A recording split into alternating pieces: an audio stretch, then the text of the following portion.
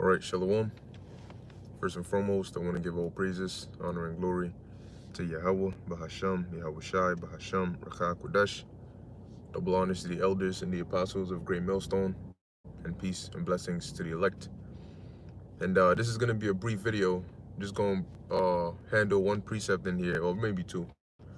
And you can see I titled it, "What Should I Eat During the Passover Week?" You know, something to that effect, which the reason that I'm doing this video is because last night I was watching a stream that was done by the elder brother Manata Zakba, and you had a lot of Jake coming on the comment board asking questions that were already answered, you know, asking all these, you know, certain questions that it's, you know, it's like almost common sense, you know, but of course we understand you got, you know, people that are new, so you know they're very cautious as to, you know, what this is, and they want to know exact this and exact that.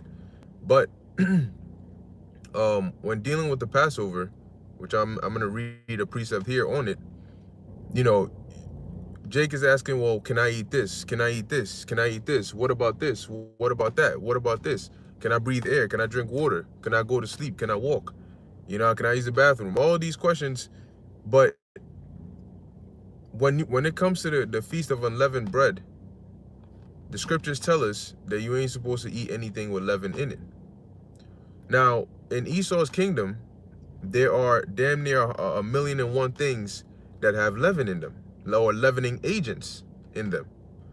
So instead of, you know, this is just advice, but instead of wearing yourself out and running here and then, oh, you got to find 10,000 different things that you know, when I check this, I got to, oh, what about this? What about this? What you could do is you could look for a handful of meals that you know, you do the research on. I'm not going to tell you what you go look for. You go look for yourself. Look for meals and food that you know doesn't have leaven in it. Look for a handful of these meals that you can have for breakfast, lunch, and dinner if you eat 3 times a day. And then just stick to that for the week. So whatever meals it is, you know, okay, this I can have in the morning, this I can have in the afternoon, this I can have in the evening, this I can have as a snack.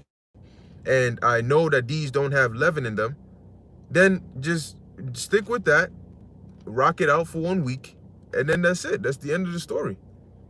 Because that'll save you more, it'll save you the trouble of going through the headache of having to wonder if what I'm about to eat, does it have leaven in it? What I'm about to eat, does it have leaven in it? What about this? Does it have leaven in it? Well, if you stick to a diet that you know doesn't have leaven in it, then in the morning you make the same thing for 7 days. In the evening, you eat the same thing for 7 days. The snacks, you eat the same thing for 7 days, and you can eat it with the conscience, knowing that you did the research, so you know, okay, I know this doesn't have leaven, and this doesn't have leaven, and this doesn't have leaven.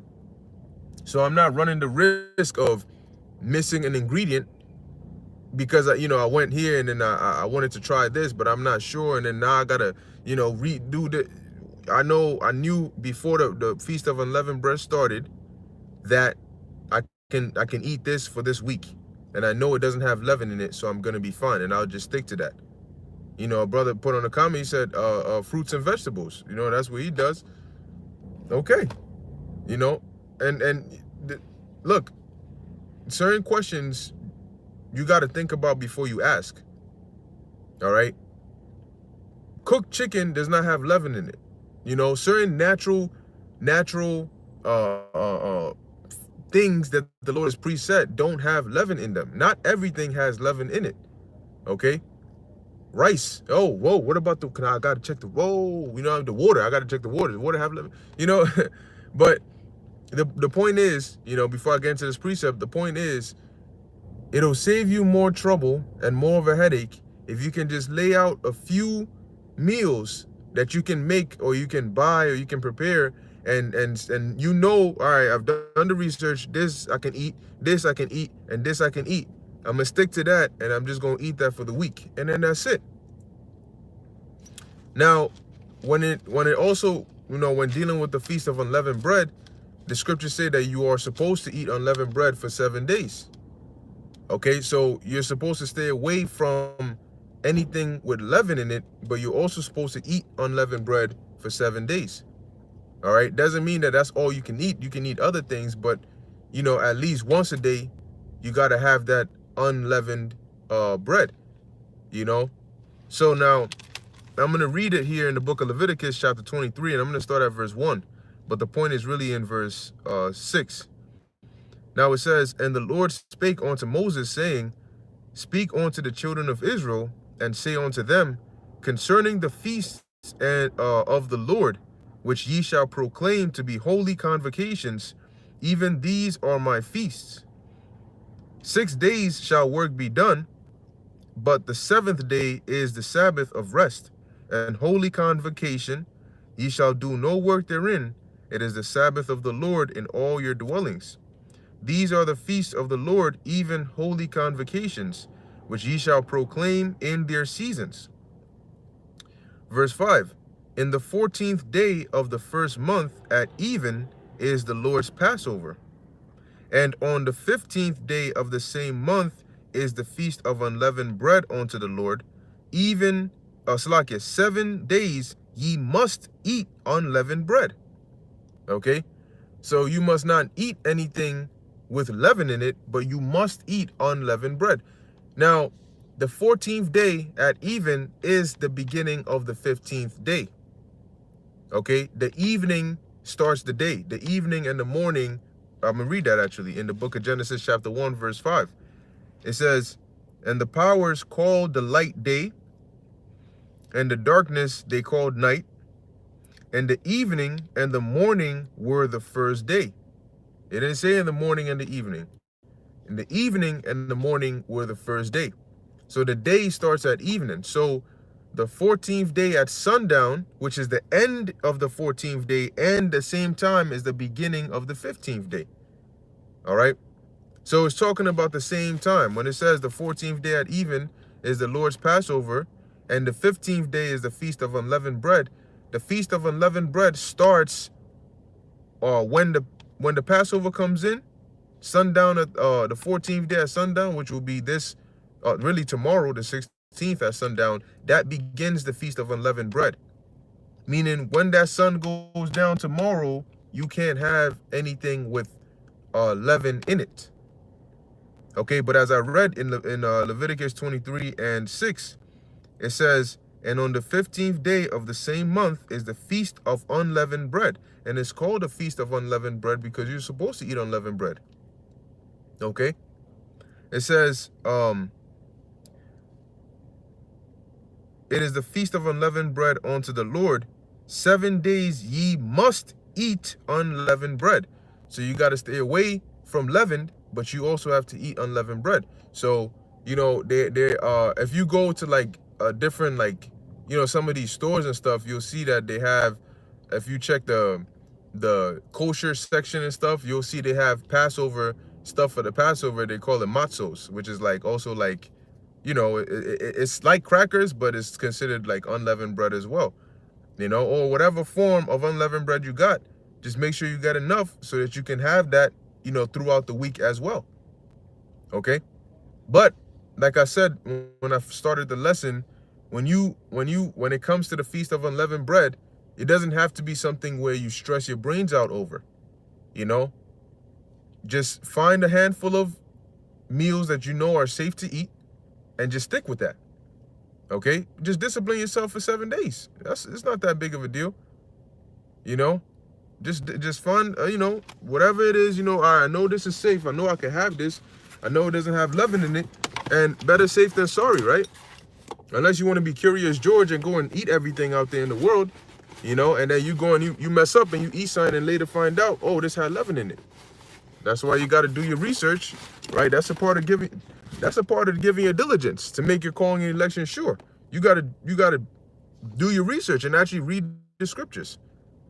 There are certain questions that you ask that the answers are literally in the scriptures. Where some of the things that when we go into certain things, where do you think we got that from? The same book. So if you actually read it, the Lord will tell you everything that you got to do in there.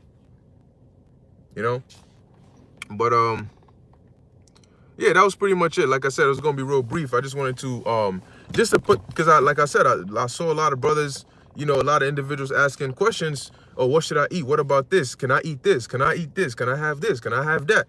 Like I said, it'll save you a headache. Instead of worrying about all the million things in the world, find a few. You do your research on it. You find out, okay, this doesn't have any leavening agents. It's good to eat. They're safe to eat. Then stick with that for the week. And get you some unleavened bread, and you have that also throughout the week. And then that's it. And then when the week is over, you're good. When the Passover comes in as a Sabbath, and then when the last day of the Passover, the 7th day, is also a Sabbath. That's it. All right? Then you're done with it. You don't got to make it complicated. You just, the simplicity that's in Yahweh Shai. You just get it done, and then that's it. So I'm going to read this and then close out. This is dyed garments from Basra, 144 Ba. Judges 5 and 11. They that are delivered from... If you can't find horseradish is not the only kind of unleavened, the only kind of bitter herb out there. You can type it up. Type up bitter herbs, and then whatever shows up that you can find that's accessible to you, you use that. And the reason is, I'm about to read it right now. Judges 5 and 11. They that are delivered from the noise of the archers in the places of drawing water, there shall they rehearse the righteous acts of the Lord, even the righteous acts toward the inhabitants of his village in Israel. Then shall the people of the Lord go down to the gate. So the point is, we're rehearsing the righteous acts, so we do it to the best of our ability. So whatever you can get, like the scriptures even tell you, if you can't get lamb, you can use a goat. So whatever you can get, use it. It's not going to be perfect, but if in the heart, you're sincerely doing it to the best of your ability, that's what the Lord cares about. That the fact that, this individual remembered that it is a Passover, and they're sincerely trying to keep it, and to the best of their ability, getting whatever they can, and then they're going through it to the best that they can. And that's it. All right. That's the end of the story. So hopefully that helps, and that saves the headache, and like I said, you can read Leviticus 23, Exodus 12, Deuteronomy 16, go into these scriptures, and you'll get your stuff there. All right. So with that, Lord willing, you were edified. In closing, I want to give all praises, honor, and glory to Yahweh, Bahasham, Yahweh Shai, Bahasham, Rachah Kodash. And until next time, Shalom.